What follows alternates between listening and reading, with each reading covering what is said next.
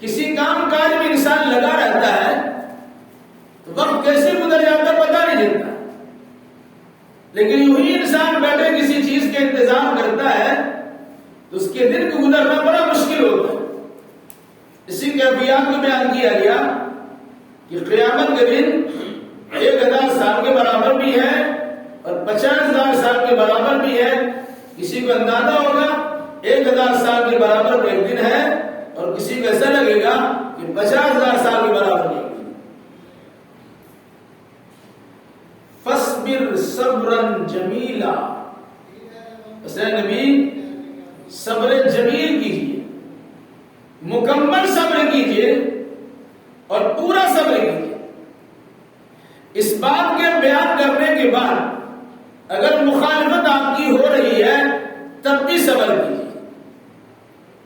کفار مشرکین آپ کی ان باتوں کا تبصر کرتے مذاق اڑاتے ہیں تب بھی صبر کیجیے۔ اس کے بعد آپ کے ساتھ جو مشکلات ہیں، معاملات ہیں، پریشانیاں ہیں، اس کو بھی جھیلیے، برداشت کیجیے، یعنی صبر کیجیے۔ ایسا صبر کیجیے جس میں واہ میلا نہ ہو، آہو فگا نہ ہو، گریزاری نہ ہو، شکوہ شکایت نہ ہو، مکمل اللہ تبارک و تعالیٰ پہ بھروسہ کرتے ہوئے کہ اللہ نے ہمیں نبی اور رسول بنایا ہے اور مبنی پر صداقت کی دامن ہمیں عطا کی ہے۔ اس پرچار کے راستے میں جتنی رکاوٹیں آئیں گی ان تمام رکاوٹوں کو پورے طور سے ہم برداشت کرنے کے لیے تیار ہیں۔ انہم یرونہ بعیدا ونراہ قریبا، یہ لوگ اس عذاب کو دور سمجھتے ہیں، یہ لوگ اس قیامت کے دن کو دور سمجھتے ہیں، ونراہ قریبا، اس عذاب کو اور قیامت کے دن کو ہم تو قریب دیکھ رہے ہیں۔ عام طور سے انسان سمجھتا ہے مرے گے تو دیکھا جائے گا، جب قیامت آئے گی تب دیکھا جائے گا۔ ابھی انسان سویا ہوا ہے، جب تھوڑی سی طبیعت بگڑتی ہے تب احساس ہوتا ہے ہمارا چل چلا ہے، زندگی کا سارا نقشہ اس کے سامنے گھوم جاتا ہے، اور پھر اس کے بعد اس کے حالات بنتے ہیں علامات منافیس۔ انسان اس سے دوچار ہوتا ہے، ساری چیزیں ان کے پاس موجود ہیں، سارے اسباب وسائل ان کے پاس موجود ہیں، قبیلہ کنبہ خاندان کے افراد موجود ہیں، مال و دولت کی بہتات اس کے پاس ہے، ساری چیزیں ہیں، لیکن معمولی سی صحت بگڑتی ہے، اس کے بعد انہیں دن میں تارے نظر آنا شروع ہو جاتے کہ اب تو ہمارا چل جناب کا وقت ہے، حساب کتاب تو ہمیں کو چکانا پڑے گا۔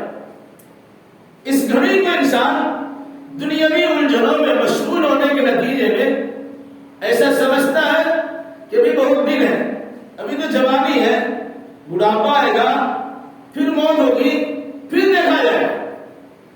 قرآن کہتا ہے انہم یرونہ بعیدا، یہ لوگ اس قیامت کو دور سمجھ رہے ہیں، یہ لوگ رسول کی مخالفت کرنے کے نتیجے میں جو عذاب اترنے والا ہے اسے دور سمجھتے ہیں۔ اللہ بھیج بھی سکتا ہے، نہیں بھیج سکتا ہے، نہیں، اللہ کہہ رہا ہے وَنَرَاهُ قَرِيبًا، ہم تو اس کو قریب دیکھ رہے ہیں، ابھی بھی پکڑ سکتے ہیں، اور قیامت کا معاملہ تو قریب ہی قریب ہے۔ اس معنی کر کے قریب ہے مَن مَاتَ فَقَدْ قَامَتْ قِيَامَتُهُ، جو انسان مر جاتا ہے اس کی قیامت قائم ہو جاتی ہے۔ موت چونکہ بالکل قریب لگی ہوئی ہے، کس وقت کوئی انسان مر جائے گا، اس کی روح قبض ہو جائے گی، کسی کو پتا نہیں، اتنا قریب موت ہے، تو جو مرا اس کی قیامت ہو گئی، اس کے اتنی قریب قیامت۔ فرمایا یہ اسے دور سمجھ رہے ہیں، ہم تو اس کو نزدیک دیکھ رہے ہیں۔ یوم تکون السماء کالمہل، جس دن کے آسمان پگھلا ہوا تانبا کی طرح ہو جائے گا، وتکون الجبال کالعہن، اور پہاڑ دھنی ہوئی رنگین روئی یا اون کے مانند ہو جائے گا۔ یعنی آسمان و زمین کا سارا نظام بدل جائے. جو آسمان صاحبان کی شکل لیے ہوئے انسان کو گھیر کے رکھے ہوا ہے وہ آسمان پگھل جائے، وہ آسمان پگھل جائے. آپ دیکھیے آسمان میں کوئی کھوٹا کھمبا نہیں ہے، کسی قسم کے پیلر کا استعمال نہیں ہے، لیکن اس آسمان پر اللہ نے سقف محمودہ کا مضبوط چھت کا ہے. جب اس کے اندر پھٹن پیدا ہوگا، شگاف سے دو چار ہوگا، اسے توڑ تاڑ کے برابر کر دیا جائے گا. ایسا لگتا ہے کہ وہ مادہ ہے مضبوط جو سیال مادے کی شکل میں تبدیل ہو جائے گا. جس طرح تانبا کو پگھلا دیا جائے بالکل پانی کی طرف بہنا ہوتا ہے، اس طرح اس کی کیفیت ہو جائے گی. دوسری بات زمین کی کیفیت بدلی ہوگی. اور تیسری چیز ہے وَتَكُونُ الْجِبَالُ كَالْعِهْنِ، پہاڑ تو مضبوط ہے، کھونٹی کی طرح گاڑا ہوا ہے. زمین کے ادھر ادھر ڈبا ڈول ہونے کو روکنے کے لیے پہاڑ کی کھونٹی اللہ تبارک و تعالیٰ نے نصب کر دی ہے. اس پہاڑ کو خود یہ حل ہوگا کہ جس طرح دنیا دھنتا ہے روئی کو، اس کے ذرات اور اس کے پراسچے اڑ جاتے ہیں، اسی طریقے سے یہ آسمان کے پراسچے اڑ جائیں، اس کی سلاوت و سختی ختم ہو جائے، یہ ذرہ ذرہ ہو جائے. جس طریقے سے دھنی ہوئی روئی دکھائی دیتی ہے، اسی انداز سے پہاڑ کا وزن ختم اور اس طرح ذرات کی مانے ٹوٹ رہے ہیں. اس کے بعد وَلَا يَسْأَلُ حَمِيمٌ حَمِيمًا، کوئی دوست کسی دوست کا پرسان حال نہیں ہوگا. ایک دوسرے کو دوست دیکھ رہے ہیں، دنیا میں بڑی پیار محبت ہے، الفت و رافت ہے، شفقت و ہمدردی ہے. اللہ اس کے رسول کے فرمان کی خلاف ورزی ہو جائے لیکن دوست کی دوستی تو برقرار رہنی چاہیے. آپ کے گھر کا سبزیاں ناش کر لے اس کی پرواہ نہیں ہے، لیکن دوستوں کے ساتھ آپ کے تعلقات ایسے ہیں کہ گھومنا پھرنا، کھانا پینا، موج مستی کی زندگی گزارنا، یہ دوستوں کا سیوا بنا. جن دوستوں کے ساتھ ایسے رابطے آپ کے ہیں، کل قیامت کے دن ایک دوست دوسرے دوست کو دیکھے گا لیکن حال تک نہیں پوچھے گا بلکہ منہ چھپا کے بھاگنے کی کوشش کرے گا. فرمایا وَلَا يَسْأَلُ حَمِيمٌ حَمِيمًا، کوئی دوست کسی دوست سے کچھ سوال نہیں کرے، کوئی دوست کسی دوست کا حال معلوم نہیں کرے، کوئی دوست کسی دوست کا پرسان حال نہیں ہوگا. اب ایسا نہیں کہ دوست نہیں دکھ رہا ہے تو کیسے پوچھیں گے. قرآن کہتے ہیں بسرونہم، ایک دوسرے کو دکھایا جائے، آپس میں دوست ایک دوسرے کو دیکھیں گے، نگاہیں دونوں کی چار ہوں گی، قریب قریب بھی ہوں گے، لیکن ہر انسان پر ایسی آمد پڑی ہوئی ہوگی وہ اپنے مگن ہے، اسی مصروف ہے، دوسرے کی طرف ٹال جھانک کرنے کی اسے ہمت ہی نہیں ہوگی. اور حال چال معلوم کرنا تو بہت بڑی بات ہے. وہ بات بھی آپ کے سامنے ہے کہ کل قیامت کے دن جب انسان کو قبر سے اٹھایا جائے گا تو سب کے سب ننگے اٹھائے جائیں گے، عورت ہو یا مرد. حضرت عائشہ رضی اللہ تعالی عنہ نے اللہ کے نبی صلی اللہ علیہ وسلم سے کہا عورتیں تو شرم کے مارے مر جائیں گی. تو آپ نے قرآن مقدس کی اس آیت کی تلاوت کی جو سورہ عبس میں ہے، یوم یفر المرء من اخیہ وامہ وابیہ وصاحبتہ وبنیہ لکل امرئ منہم یومئذ شأن یغنیہ.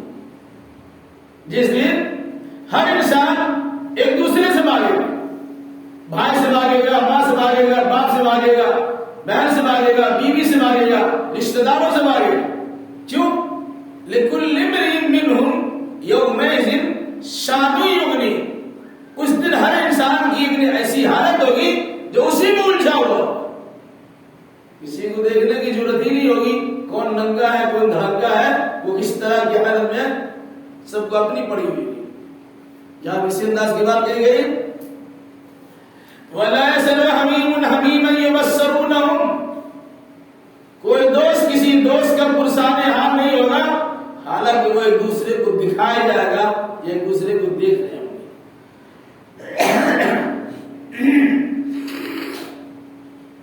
یود المجرم لو یفتدی من عذاب یومئذ ببنی۔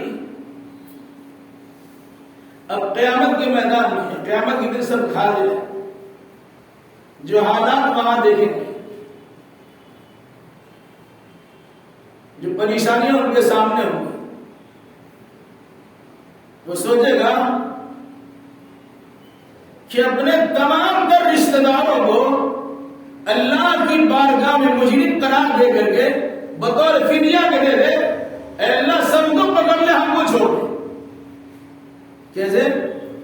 یود المجرم، مجرم چاہے گا، لو یفتدی من عذاب یومئذ ببنی، کہ اگر ممکن ہو آج کے دن اس کے عذاب سے بچنے کے لیے اپنے بیٹے کو فدیہ میں دینے کی ضرورت پڑ جائے، اپنی بیوی کو فدیہ میں دینے کی ضرورت پڑ جائے، اپنے بھائی کو فدیہ میں دینے کی ضرورت پڑ جائے، اپنے خاندان کو فدیہ میں دینے کی ضرورت پڑ جائے، الذی تؤویہ، جس خاندان میں انسان ٹھکانہ بنا گیا ہے، وہ بھی کر دے گا۔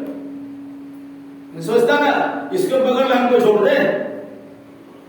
آدمی جب مجرم ہوتا ہے کسی کو پکڑواتا اور بھاگتا ہے، پھر میدان محشر کے رستے میں کیا گیا، انسان سوچے اگر ممکن ہوگا تو بھائی کو پکڑوا دیں گے، کہ میرے بھائی قصوروار ہے، میرا باپ قصوروار ہے، میرے بیٹے قصوروار ہے، میری بیوی قصوروار ہے، میرا کنبر خاندان قصوروار ہے، اللہ سب کو پکڑ کے ہم کو چھوڑ دیں۔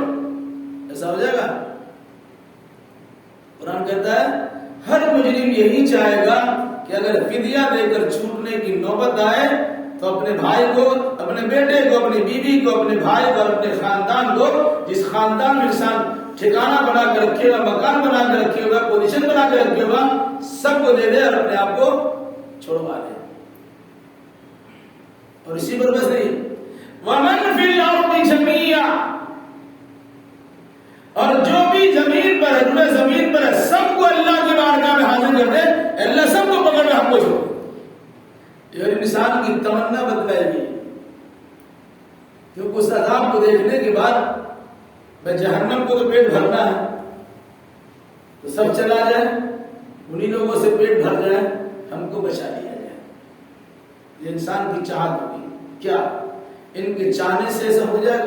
قرآن کہتا ہے سنو، وَمَنْ فِي الْأَرْضِ جَمِيعًا ثُمَّ يُنْجِيهِ، روئے زمین پہ جو جہاں جہاں بھی ہے ان تمام کو فدیہ میں دے لے، ثُمَّ يُنْجِيهِ، پھر اپنے آپ کو نجات دلا دے، اپنے آپ کو بچائے۔ یہ انسان چاہے گا کہ سب اللہ کی پکڑ سے دوچار ہو جائے اور ہم کو چھوڑ دیا جائے۔ قرآن کیا کہتا ہے؟ کلا، انہا لظیٰ، یہ جہنم بھڑکتی آگ کا ٹھکانہ ہے، یہ جہنم بھڑک رہی ہے، اچھل کود رہی ہے، چیخ و چلا رہی ہے، اسے سیڑھی کی آواز آ رہی ہے، ایسا لگتا ہے کہ کسی پر چڑھ آ رہی ہے، ختم کر دے۔ لظیٰ، اس کی بھڑکتی ہوئی آگ نمودار ہے، نزاعۃ للشویٰ، یہ وہ آگ ہے جو انسان کی چمڑیاں اٹھے دے۔ تدعو من ادبر وتولی، وہ جہنم بلا رہی ہوگی، من ادبر، جس نے اسے پیٹ دکھایا اور جس نے اللہ اس کے رسول کے فرمان سے منہ موڑا، اسے جہنم بلائے گی، وہ جہنم آواز دے ادھر آؤ۔ ایسا لگے گا قرآن جس طرح کی تعبیر کی ہے، جہنم پکارے گی، ادھر آؤ، ادھر آؤ، تمہارا ٹھکانہ تو یہ ہے، تم ادھر تم کیوں بچتا ہے پریشان، تمہارا ٹھکانہ یہ ہے، ہمارا خوراک بھی ہے، ہمارا پیٹ بھرنا بھی ہے، تم ادھر آؤ، ہماری تمہاری چاہت مشکل ہے، تم ادھر چلے آؤ۔ قرآن سے کیا کہا؟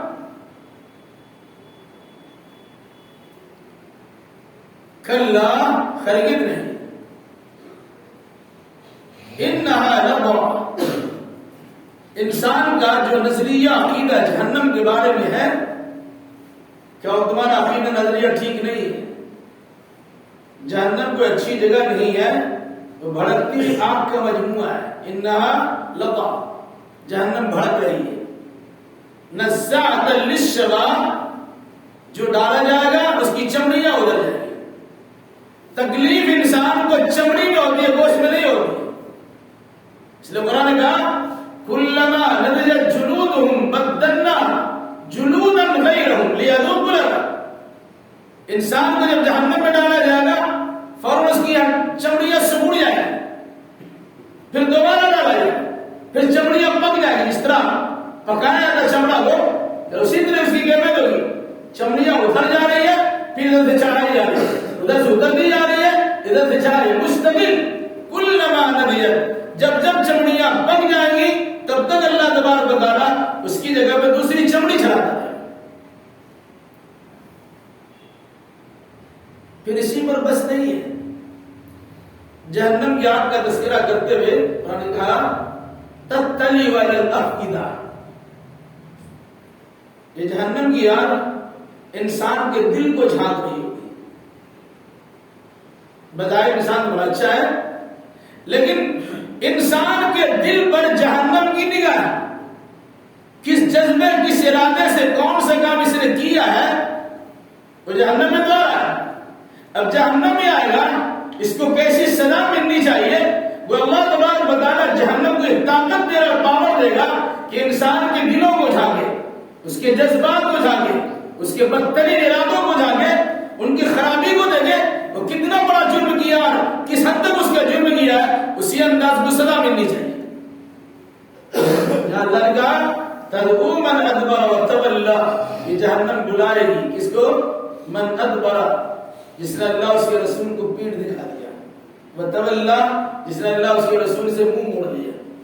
اللہ کے رسول بلا رہے ہیں، سننے کے لیے تیار نہیں ہے، کتاب و سنت کی باتیں بتائی جا رہی ہے، توجہ دینے کے لیے تیار نہیں ہے. کہا جن لوگوں نے دنیا میں اللہ اس کے رسول سے منہ موڑا تھا، پیٹ پھیرا تھا، ایسے انسان کو جہنم پکار کے کہے گی ادھر تشریف لائیے، آپ کا ٹھکانہ یہاں ہے. اب جنت کے خواب مت دیکھیے، ہم تو آپ کے لیے تیار ہیں. اللہ نے ہمیں آپ کے لیے تیار رکھا ہے کہ ایسے مردودوں کو اپنے اندر لیا جائے اور اسے بھسم کر لیا جائے، اس کی چمڑیاں ادھیڑ دی جائے، پھر چلائی جائے، پھر ادھیڑی جائے. اس کے لیے میں تمہیں بلا ادھر اور ادھر، یعنی جہنم بھی دعوت دے گی، جہنم بھی بلائے. اب کیسے جہنم بولے گی؟ ہم تو اعتراض ہوتا ہے جو اللہ انسان کو بولنے کی طاقت دے سکتا ہے وہ اللہ کسی دوسرے مخلوق کو بولنے کی طاقت کیوں نہیں دے رہا؟ انسان کے جسم میں سر سے لے کے پیر تک چمڑیاں ہی چمڑی ہیں. اس کا ہاتھ تو نہیں بولتا ہے، ٹھانگ تو نہیں بولتی ہے، آنکھ تو نہیں بولتی ہے، کان تو نہیں بولتا ہے، دل و دماغ تو نہیں بولتا، ہونٹ تو نہیں بولتے، زبان اس کی بول رہی ہے. کل قیامت میں اللہ تبارک و تعالی زبان پہ تالا لگایا، زبان گم. اليوم نختم على افواههم وتكلمنا ايديهم وارجلهم بما كانوا يكسبون. زبان گم، بولنے کی طاقت چھن گئی، ہاتھ گواہی دے رہا ہے، ٹانگ گواہی دے رہی ہے. آپ نے کیا کہ اس ہاتھ سے ظلم کیا یا اچھا کام کیا؟ اس پیر سے کیا کام کیا؟ اچھے راستے پہ چلے یا برائی کا راستہ طے کیا؟ یہ سب معاملہ ہے، گواہی دے گا انسان کا ہاتھ اور اس کی ٹانگ.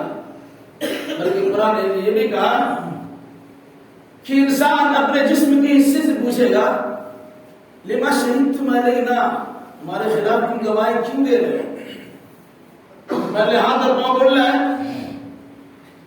جسم کا دوسرا حصہ سے پوچھے گا ارے گواہی کیوں دے رہے بھائی؟ جلے گے تو تم بھی تو جلو گے. ایسا نہیں کہ ہاتھ جلے گا اور ٹانگ جلے گی، جسم کا حصہ بچا رہے گا. روا روا گواہی دے گا، پھر جسم کا حصہ آپس میں دوسرے سے بولے گا انطق اللہ الذی انطق کل شیء. ہم خود سے نہیں بول رہے ہیں،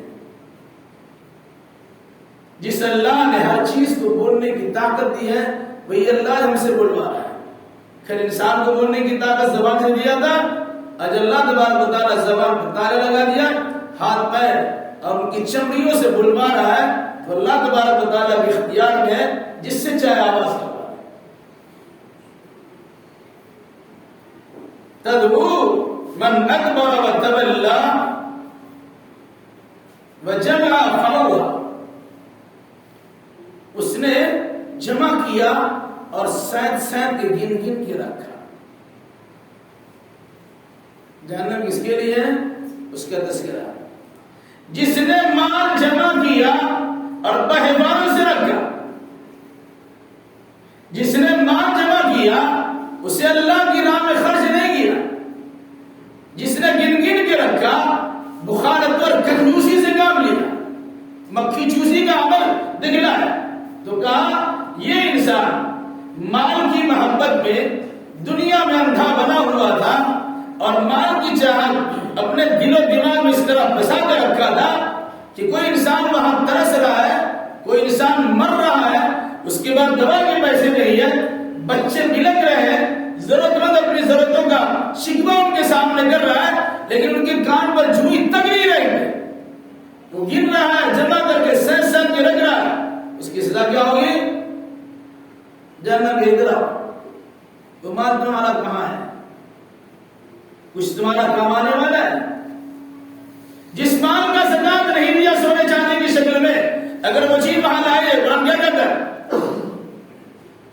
الذين يكنزون الذهب والفضة ولا ينفقون في سبيل الله، جو انسان مال کو جمع کرتا ہے، سونے چاندی کا سکہ اپنے پاس رکھتا ہے، اس کی زکات نہیں، اس کا خرچہ نہیں کرتا ہے، کیا کیا جائے گا؟ کہ اس سونے چاندی کو جہنم کی آگ میں تپایا جائے گا، اسے گرم کیا جائے گا۔ فَتُقْوَى بِهَا جِبَاهُهُمْ وَجُنُوبُهُمْ وَظُهُورُهُمْ، پھر اسی سکے سے، اسی سونے چاندی کی چیزوں سے گرما کر کے ان کے چہروں کو داغا جائے گا، ان کی پیٹھوں کو جائے گا۔ تُقْوَى بِهَا جِبَاهُهُمْ وَجُنُوبُهُمْ وَظُهُورُهُمْ، چہرہ کو مس کر دیا جائے گا، ساڑ دیا گرم کر کے، اس کی یہ پسلیاں اور بازو کے حصے کو بھی اس طرح کاٹ دیا جائے گا، اور پھر پیٹھ پر بھی اس کے نشان لگائے جائیں گے اور کہا جائے گا ہاذا ما کنزتم لانفسکم، یہ وہی چیز ہے کہ تم نے اپنے لیے دنیا میں خزانہ بنا کے رکھا تھا اور خرچ نہیں کیا تھا۔ یہ جہنم تمہیں جلا کر کے راکھ کرے گی، اس کے اندر سے پریشان تم کو کرے گی۔ کیا فرمایا اللہ نے؟ جہنم پکارے گی من ادبر وتولی، جس نے اللہ اس کے رسول کے فرمان سے منہ موڑا، پیٹھ دکھائی، اور جس نے مال جمع کیا اور گن گن کے رکھا، کہا نہ اللہ کا حق ادا کیا نہ بندے کا حق ادا کیا، ایسے انسانوں کو جہنم پکارے گی ادھر تشریف لائی، ادھر تشریف لائی، ادھر تشریف لائی۔ پھر اس کے بعد کیا ہوگا؟ آگے دوسرا مضمون شروع ہو رہا ہے، یہ باتیں آپ کے سامنے۔ قیامت کا نقشہ اللہ نے پیش کیا،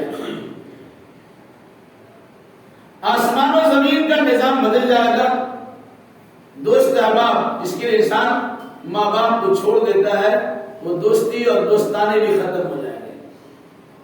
بہت سے اچھے انسان اپنے خاندان کی عزت و آبرو کو برقرار رکھنے کے لیے دنیا والوں سے دشمنی اور عداوت مول لیتا ہے، کہ یہ خاندان بھی کام نہیں آئے گا، یہ بچے بھی کام نہیں آئے، یہ بیوی بھی کام نہیں آئے، یہ بھائی بھی کام نہیں آئے، یہ ماں باپ جو رشتہ داریاں ہیں، ساری رشتہ داریاں وہاں وقتی طور سے ختم ہو جائے گی، ایک دوسرے کو دکھایا جائے گا، لیکن ایک دوسرے سے لوگ دامن بچا کے نکلنے کی کوشش کریں گے، نگاہوں کے سامنے آنے سے پرہیز کریں گے، اور اگر دیکھ بھی لیا تو بھاگنے کی کوشش کریں گے۔